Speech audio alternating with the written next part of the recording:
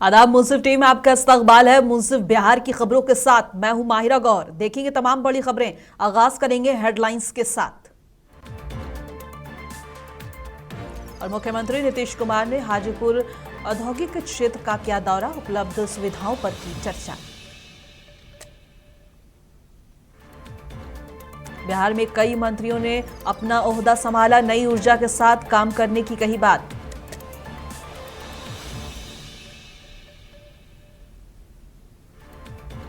नित्यानंद राय ने एसआईआर को लेकर राहुल गांधी की आलोचना की, कहा बिहार में अवैध प्रवासियों को हटा दिया गया।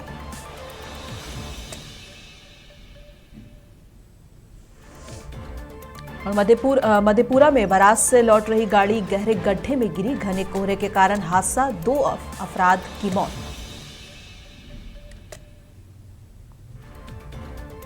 और शपथ लेने के बाद से ही बिहार के मुख्यमंत्री नीतीश कुमार सक्रिय हो गए हैं। मुख्यमंत्री नीतीश कुमार ने दरोगा राय पथ पर स्थित नवनिर्मित एमएलए आवास का दौरा किया। उन्होंने आवास के हर कोर को बारी बारी से देखा और सुविधाओं की जानकारी ली और बताया कि सभी बंगलों में पर निर्वाचन क्षेत्र संख्या व विधानसभा क्षेत्र स्पष्ट रूप से अंकित है। मुख्यमंत्री ने कहा कि नया विधायक आवास बहुत ही शानदार बना है, इसे जल्द ही नवनिर्वाचित विधायकों को उनके क्षेत्र के आधार पर आवंटित कर दिया जाएगा।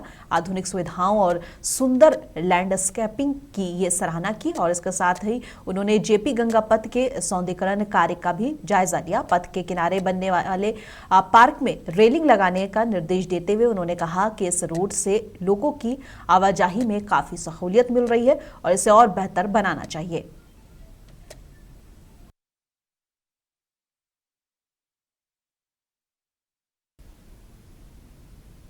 और मुख्यमंत्री नीतीश कुमार ने हाजीपुर औद्योगिक क्षेत्र का दौरा किया। वहां उन्होंने सैनिकों के लिए जूते बनाने वाली यूनिट समेत कई कारखानों का दौरा किया। हाजीपुर की कंपनी में बने जूते की रूसी सैनिकों को भेजे जाते हैं। इस दौरान उन्होंने उत्पादन प्रक्रिया, संसाधनों, बाजार मांग और कार्यशैली की विस्तृत जानकारी ली। इसके साथ ही उन्होंने कहा कि प्रबंधन से उपलब्ध सुविधाओं पर भी चर्चा की और मुख्यमंत्री ने उद्योगपतियों को आश्वस्त किया कि उद्योगों की किसी भी समस्या के समाधान के लिए राज्य सरकार पूरी तरह प्रतिबद्ध है और उनके साथ राज्य सरकार के कई वरिष्ठ अधिकारी भी मौजूद रहे। मुख्यमंत्री नीतीश कुमार के साथ रहे वैशाली के विधायक सिद्धार्थ पटेल ने कहा कि अब बिहार में भी लोगों को रोजगार मिलेगा, इसकी पहल सरकार ने शुरू कर दी है। उन्होंने कहा कि सरकार की पहली प्राथमिकता है कि रोजगार के लिए लोगों को बाहर नहीं जाना पड़े।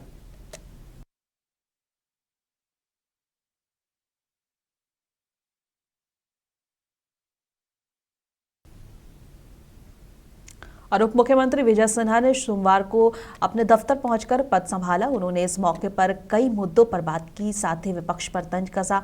डिप्टी सीएम विजय सिन्हा ने कहा कि बिहारी शब्द अब गाली नहीं बनेगा और बिहारी स्वाभिमान का प्रतीक बनेगा। बिहार के विकास का रफ्तार अब बिहारियों के सम्मान को बढ़ाएगा। उन्होंने कहा कि किसी माफिया को मैं डराने की बात नहीं करूंगा, लेकिन सफेदपोश लोग जो अपराध भ्रष्टाचार के पोषक बनकर भूमाफियों को संरक्षित करते हैं, उन पर कार्रवाई होगी। हम लोग जनता के हित में प्राथमिकता देंगे।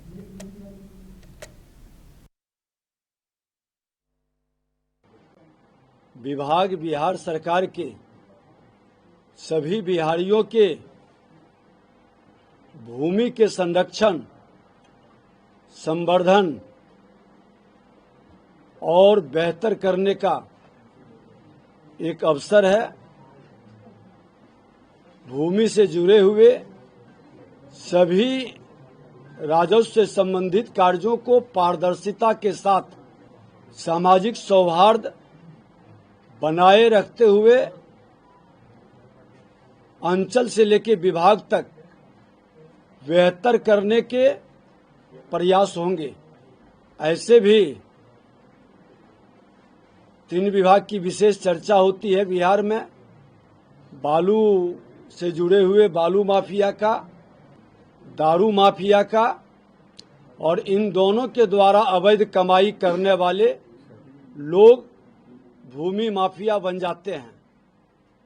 पूरी निगाह सरकार की होगी और नए ढंग से अच्छे लोग को न्यायोचित वातावरण बनाने की हम लोग भूमिका निभाएंगे। और बिहार सरकार के मंत्री नितिन नवीन ने पथ निर्माण विभाग का पदभार लिया। नितिन ने कहा कि नई ऊर्जा के साथ काम करने का फिर से मौका मिला है, काम करेंगे और नीतीश कुमार का सपना साकार करेंगे और 4 घंटे की जो सफर है उसे पूरा करने की कोशिश करेंगे। उसको लेकर उन्होंने कहा कि बहुत जल्द भी कार्य प्रगति पर है, इसको शिलान्यास मुख्यमंत्री करेंगे। उन्होंने कहा कि पथ निर्माण विभाग में बड़े बड़े योजनाओं का शिलान्यास बहुत जल्द होगा और सड़कों की दुर्दशा फिर से बदलेगी और नया बिहार बनेगा। मैं ये मानता हूँ कि हमारे माननीय मुख्यमंत्री नीतीश कुमार जी ने जो भरोसा मुझ पर जताया है, हमारे केंद्रीय नेतृत्व ने जो उम्मीदें हमसे की है, उन उम्मीदों पर खरा उतरना, 2025 में जो संकल्प हम लोगों ने लिया है बिहार में नई सरकार के लिए, उन संकल्पों को पूरा करना, मुख्यमंत्री जी का जो प्रगति यात्रा के माध्यम से पूरे बिहार के रोड इंफ्रास्ट्रक्चर को मजबूत करने का जो सपना उन्होंने प्रगति यात्रा के योजनाओं से देखा है, उन योजनाओं को क्रियान्वयन करना। माननीय प्रधानमंत्री नरेंद्र मोदी जी ने जो बिहार के रोड इंफ्रास्ट्रक्चर के लिए जो विजन दिया है, एक्सप्रेसवे, रिंग रोड की कल्पना, इन कल्पनाओं को साकार करना। देखिए, विकसित बिहार का सपना के जो बुनियादी ढांचे थे, सड़क, बिजली और पानी, बिहार की सरकार ने उन पर काफ़ी बेहतर काम किया। अब 25 से 30 का जो समय है, वो अब इन बुनियादी ढांचाओं के आगे जाकर निवेश और बेहतर कनेक्टिविटी के साथ अब बिहार विकसित बिहार कैसे बने, उसकी कल्पना पर हम लोग काम करेंगे। श्रवण कुमार ने आज राज्य के परिवहन मंत्री के रूप में अपना पदभार ग्रहण कर लिया। इस अवसर पर राज्य सरकार के कई वरिष्ठ अधिकारी और राजनीतिक हस्तियां उपस्थित थीं। पदभार ग्रहण के बाद श्रवण कुमार ने राज्य के परिवहन क्षेत्र में सुधार के लिए अपनी प्रतिबद्धता जताई और उन्होंने कहा कि हमारा लक्ष्य राज्य में सार्वजनिक परिवहन व्यवस्था को बेहतर बनाना है ताकि लोगों को सुविधाजनक और सुरक्षित यात्रा का अनुभव हो सके। श्रवण कुमार ने विभाग की प्राथमिकताओं पर भी जोर दिया और अधिकारियों से तत्काल सुधारात्मक कदम उठाने की अपील की है। यही के लिए सबसे पहले बिहार की जनता के प्रति आभार प्रकट करते हैं कि जिन्होंने बिहार के लोकप्रिय मुख्यमंत्री श्री नीतीश कुमार जी को 10वीं बार मुख्यमंत्री बनने का अवसर दिया, उनके प्रति आभार प्रकट करते हैं। और नालंदा, जहां से मैं जीत के 8वीं बार आया हूं लगातार, वहां के मतदाता मालिकों के प्रति आभार प्रकट करता हूं कि अगर वो नहीं होते तो मैं यहां कहां से होता, इसलिए उनके प्रति भी आभार प्रकट करता हूं। और नीतीश कुमार जी के नेतृत्व में लंबे समय से काम करने का मुझे अवसर मिला है। कई विभागों का दायित्व माननीय नीतीश कुमार जी ने मुझे दिया था, आज भी दिया है उन्होंने। बहुत बड़ा भरोसा है उनको हमारे ऊपर। उस भरोसे को कभी टूटने नहीं देंगे, कभी झुकने नहीं देंगे और जनता के हित के लिए, जनता के साथ जो कमिटमेंट है नीतीश कुमार जी का, उस कमिटमेंट को एक एक करके पूरा करने में, चाहे ट्रांसपोर्ट डिपार्टमेंट हो, चाहे ग्रामीण विकास हो, उसमें एक एक करके जनता की इच्छा आकांक्षा को पूरा करने में अपनी पूरा समय। मद्य निषेध विभाग के नवनियुक्त मंत्री विजेंद्र यादव ने अपना पदभार ग्रहण कर लिया है। पदभार ग्रहण के दौरान विभागीय अधिकारियों ने उनका स्वागत किया। इस मौके पर मंत्री विजेंद्र यादव ने शराबबंदी कानून को लेकर बड़ा बयान देते हुए कहा कि बिहार में शराबबंदी कानून लागू रहेगा। कानून में जहां जहां गड़बड़ियां या कमियां हैं उसकी समीक्षा करके आवश्यक सुधार किए जाएंगे। उन्होंने कहा कि शराबबंदी को प्रभावी बनाने के लिए सरकार प्रतिबद्ध है और कानून की बेहतर क्रियान्वयन के लिए ठोस कदम उठाए जाएंगे। आज विभाग में हम आए हैं और बहुत दिनों के बाद ये विभाग मेरे जिम्मे था ही, पूरी समीक्षा वगैरह करके जितना ज्यादा बेहतर काम हो सकता है उसको करेंगे, बस इतना ही। आपके पास वित्त विभाग भी है, कई सारी जिम्मेदारियां हैं। वित्त विभाग में पूछिएगा। लेकिन शराबबंदी को लेकर के विपक्ष लगातार सवाल खड़ा करता रहा है, अब जिम्मेवारी शराब कुछ नहीं, शराबबंदी रहेगी, उसमें गड़बड़ी जो हो उसको ठीक करेंगे। अब पशु एवं मत्स्य संसाधन विभाग के नवनियुक्त मंत्री सुरेंद्र मेहता ने विभाग पहुंचकर विधिवत अपना पदभार ग्रहण किया। पदभार ग्रहण अवसर पर विभाग के अधिकारियों ने उनका गर्मजोशी से स्वागत किया और पदभार ग्रहण करने के बाद मीडिया से बातचीत में मंत्री सुरेंद्र मेहता ने कहा कि देश के प्रधानमंत्री और बिहार के मुख्यमंत्री नीतीश कुमार का लक्ष्य है कि पशुपालकों और मत्स्य पालन करने वाले लोगों की जिंदगी बेहतर की जाए। इसी दिशा में विभाग तेजी से काम करेगा। उन्होंने कहा है कि वे विभागीय कार्यों की समीक्षा करेंगे और लंबित कामों को तत्काल पूरा करने के लिए अधिकारियों को संवाद स्थापित करेंगे। साथ ही उन्होंने कहा कि मुख्यमंत्री ने जो जिम्मेदारी सौंपी है उस पर खरा उतरने की कोशिश पूरी तरह से की जाएगी। आदरणीय श्री नीतीश कुमार जी के नेतृत्व में उनका अभियान है कि एक विकसित बिहार बने और उनका जो सोच है कि हम पशुपालक, किसान और मत्स्यजीवी समाज के हित के लिए, उसके जीवन में आमूलचूल परिवर्तन के लिए, उसका जीवन स्तर कैसे ऊंचा उठे, इसके लिए बिहार सरकार का अभियान तो निश्चित रूप से माननीय मुख्यमंत्री आदरणीय श्री नीतीश कुमार जी के नेतृत्व में पशुपालन और मत्स्य संसाधन विभाग निश्चित रूप से आने वाले दिनों में काफी आगे होगा और हम लोग तमाम जितने मंत्री हैं सभी विभागों में सब लोग मिलकर के एक नए बिहार, विकसित बिहार। और राजधानी पटना के नियोजन भवन में श्रम संसाधन मंत्री संजय सिंह टाइगर ने श्रम संसाधन मंत्री का पदभार ग्रहण किया। इस मौके पर विभाग के सचिव सहित अन्य अधिकारी मौजूद रहे। इस मौके पर संजय सिंह टाइगर ने कहा कि मुख्यमंत्री जी का जो विजन है और जो लक्ष्य है उस दिशा में हम काम कर रहे हैं, उस लक्ष्य को पाने के लिए अग्रसर हैं।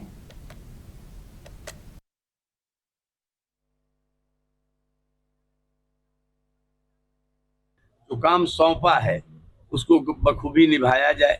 जो मुख्यमंत्री जी का विजन है, जो लक्ष्य है, उस लक्ष्य को पाया जाए, इस दिशा में सार्थक प्रयास किया जाएगा। देखिए, हम योजनाओं की समीक्षा करेंगे, उसको और गति दिया जाए, लक्ष्य तक योजना पहुंचे, इसका भरपूर प्रयास किया जाएगा। श्रमिकों के लिए क्या क्या कई योजनाएं जो चलाई जा रही थी? देखिए, समीक्षा बैठक के उपरांत जो निष्कर्ष आएगा उन सबसे आप लोगों को अवगत कराया जाएगा। और बताते चले कि बीजेपी नेता नित्यानंद राय ने एसआईआर को लेकर राहुल गांधी की आलोचना की। उन्होंने दावा किया कि बिहार में अवैध प्रवासियों को हटा दिया गया है।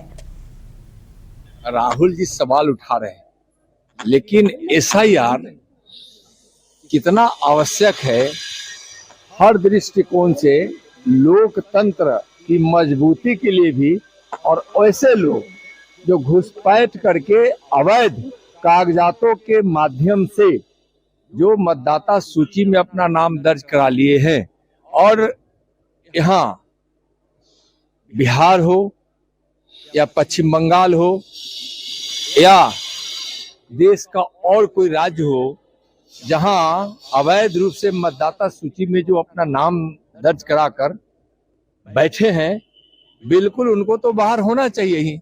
जो घुसपैठ करके इस देश में आकर इस देश के नौजवानों के हक को मार रहे हैं, यहाँ के जमीन पर कब्जा किए हुए हैं, यहाँ के रोजगार पे कब्जा किए हुए हैं और जो लोकतंत्र को बाधित करते हैं, और भारत के विपक्ष की जो पार्टियां हैं वह तुष्टिकरण के नीति के तहत उनको सपोर्ट कर रही है, जो देश हित में नहीं है, युवा हित में नहीं।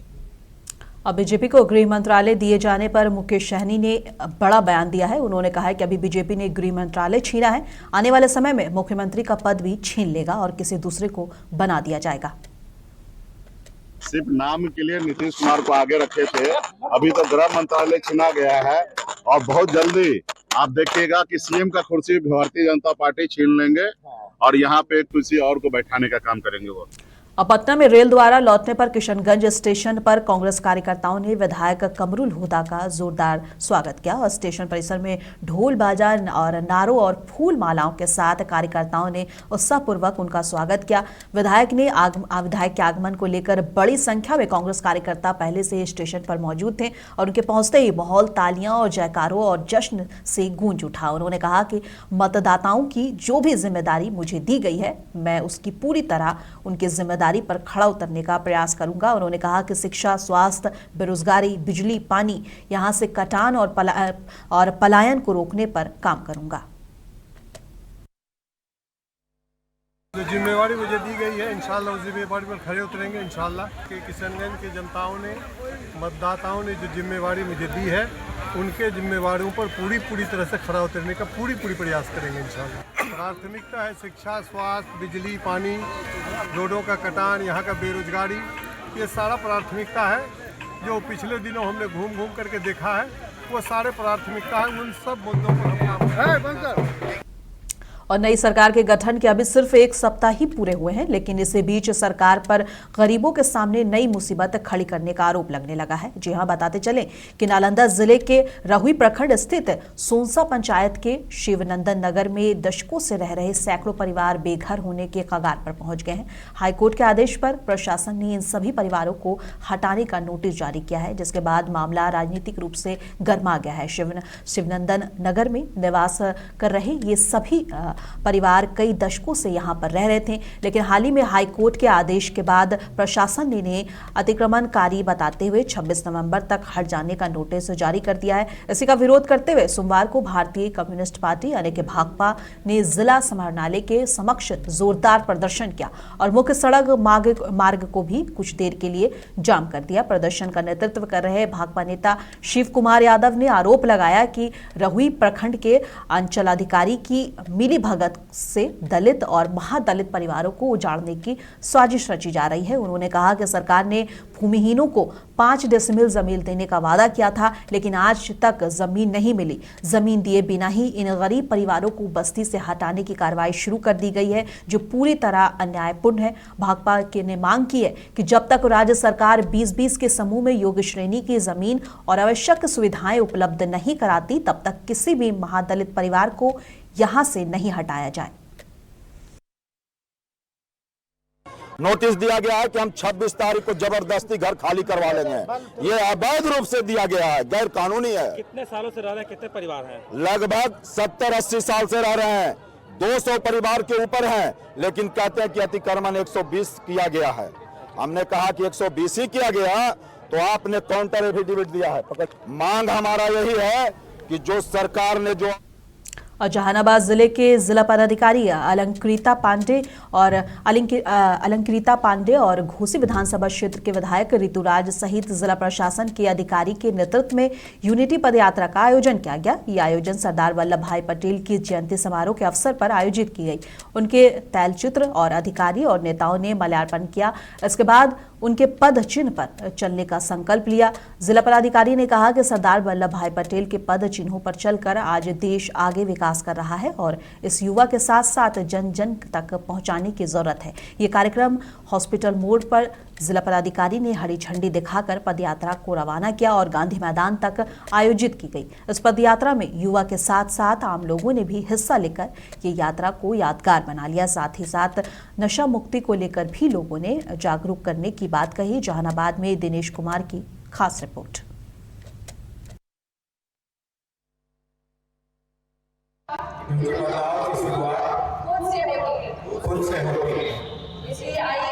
इसलिए आइए हम सब मिलकर अपने जहानाबाद को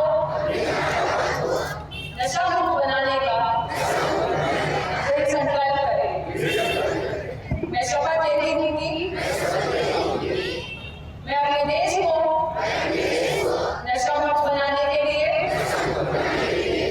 भरसक प्रयास करूंगी। यही अपील करूंगा सरदार पटेल ने जो हमें मार्ग दिखाया है। सरदार पटेल वैसे ही सरदार नहीं कहा जाता है। लोग कहते हैं तरह तरह की भ्रांतियां हैं कि सरदार पटेल ने जो भारत को अखंड किया उसके लिए जो सरदार कहा जाता है, वो सरदार को सरदार पटेल एक दूसरा कहानी है। और सरदार पटेल खुद एक वकील थे, उन्होंने एक लंबी लड़ाई लड़ी थी इस टैक्स को, कहते थे कि एक तरह का अमानवीय टैक्स था, क्योंकि आज भारत का जो संस्कृति है, किसी भी विषय पर बात या किसी भी आप संभाल कर बात में चले जाए, लाइफ स्टॉक जिसे हम गायब है, सब धर्म। त्रिवेणीगंज प्रखंड के जदिया थाना क्षेत्र अंतर्गत सुरसर नदी किनारे रविवार की रात अज्ञात अपराधियों ने कटाई के बाद तैयार किए जा रहे 3 बीघा जमीन के करीब 315 बोझा धान में आग लगा दी। घटना कोरियापट्टी पश्चिम पंचायत के खुंड वार्ड नंबर 7 निवासी किसान जितेंद्र शाह के साथ हुई, जिन्होंने बताया कि धान को बहियार में ही सुखाने के लिए रखा गया था। सुबह पहुंचने पर पूरा धान जलकर राख पाया गया। जितेंद्र शाह जदिया के विमल अग्रवाल की जमीन पर पटियादारी कर अपने परिवार का भरण पोषण कर रहे थे। फसल जल जाने से उनके सामने अब जीवन को चलाना काफी संकट हो गया है। सूचना मिलते ही जरिया थानाध्यक्ष नंदकिशोर नंदन पुलिस बल के साथ स्थल पर पहुंचे और जांच कर दोषियों पर कार्रवाई का आश्वासन दिया है। 175 बोझ 8 बजे सांझ में तैयारी जमा क्या घर गया, आग लग गया। कितना बजे आग लगा है ये चीज पता है आपको? नहीं, 10 के ऊपर और 2 के इन है। जो धान में जो आग लगा है, आप क्या चाहते हैं इससे? कानून कार्रवाई करता है और सेक हुआ है, जमा करके जल गई है। और सरकार महिलाओं के उत्थान के लिए भी विभिन्न प्रकार की घोषणाएं करके अपनी वाहवाही लूट तो लेती है, लेकिन ये उत्थान धरातल पर नहीं दिख पाती। बात करें बक्सर सदर अस्पताल की तो ये घटना हर किसी को शर्मसार कर सकती है, जहां पर प्रसव के बाद प्रसूति महिला और उनके महिला परिजन को ठंड में रात काटने के लिए अस्पताल परिसर के अंदर फुटपाथ व्यवस्था मिलती है। भुक्तभोगी और महिलाओं का कहना है कि जन्मे बच्चों को अस्पताल में रख के रात्रि में बच्चे की मां और महिला परिजनों को ठंड में रात भर काटने के लिए अस्पताल परिसर के फुटपाथ पर भेज दिया जाता है, जहां दहशत और ठंड से ठिठुरन के बाद रात काटना काफ़ी मुश्किल होता है। अस्पतालों में प्रसूति कराने वाली महिलाओं को अस्पताल में प्रसूति कराने वाली महिलाओं को विभिन्न सरकारी योजनाओं के तहत निःशुल्क प्रसव दवाएं और भोजन और परिवहन जैसी कई सुविधाएं मिलती हैं, लेकिन इस घटना को देखते हुए सरकार की व्यवस्था पर सवाल जरूर उठता है। व्यवस्था नहीं है। हाँ, बच्चा को माँ घर पर है। अच्छा, बच्चा देखने जानते हैं तो मैम लोग बोलती है जी इतना जल्दी बच्चा मत देखिए। हाँ, अब हम ठंड का मौसम है और बाहर ठंडा का मौसम, अब बच्चा का दूध पिलाना होगा तो बच्चा को माँ आएगी तो इसी में रहेगी।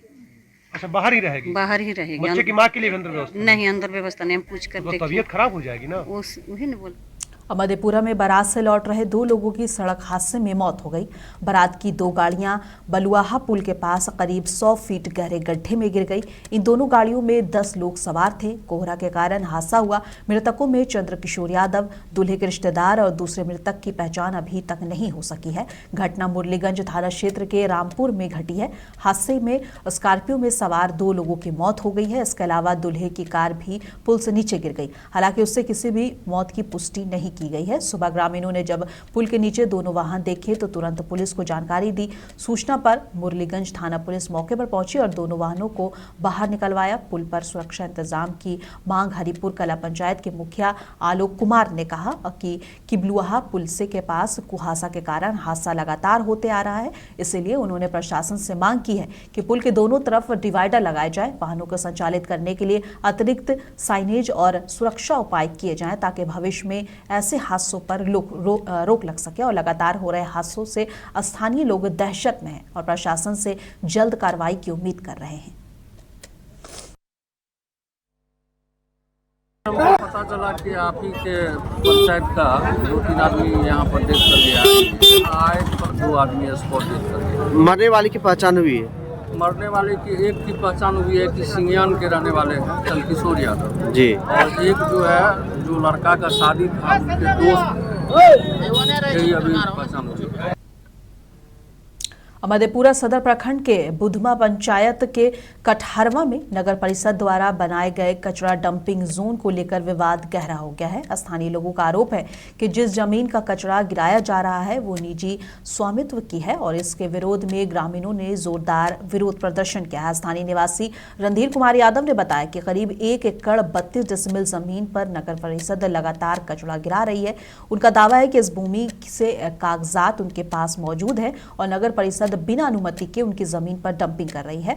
और रणधीर यादव ने कहा है कि हमारी जमीन है, इसके कागज हमारे पास हैं, कई महीनों से यहाँ कचरा गिराया जा रहा है, हमने बार बार कहा लेकिन किसी ने भी नहीं सुना। अब हम जांच और कार्रवाई की मांग कर रहे हैं। ग्रामीणों के विरोध की जानकारी मिलते ही एसडीएम संतोष कुमार और नगर परिषद कार्यपालक पदाधिकारी तान्या कुमारी मौके पर पहुंची और लोगों से बातचीत की। तान्या कुमारी कार्यपालक पदाधिकारी ने कहा कि डंपिंग जोन के लिए जो जमीन पहले से चिन्हित है वही उपयोग में लाई जा रही है। कुछ लोग अब इसे अपनी जमीन बता रहे हैं और हमने उनसे कहा है कि वे कागजात कार्यालय में प्रस्तुत करें और जब तक जांच पूरी नहीं होती पुराने स्थान पर ही कचरा डंप किया जाएगा। नगर परिषद का कहना है कि कागजात की जांच के बाद आगे की कार्रवाई होगी। वहीं ग्रामीणों ने चेतावनी दी है कि यदि उनकी जमीन पर डंपिंग का काम नहीं रुका तो आंदोलन तेज किया जाएगा।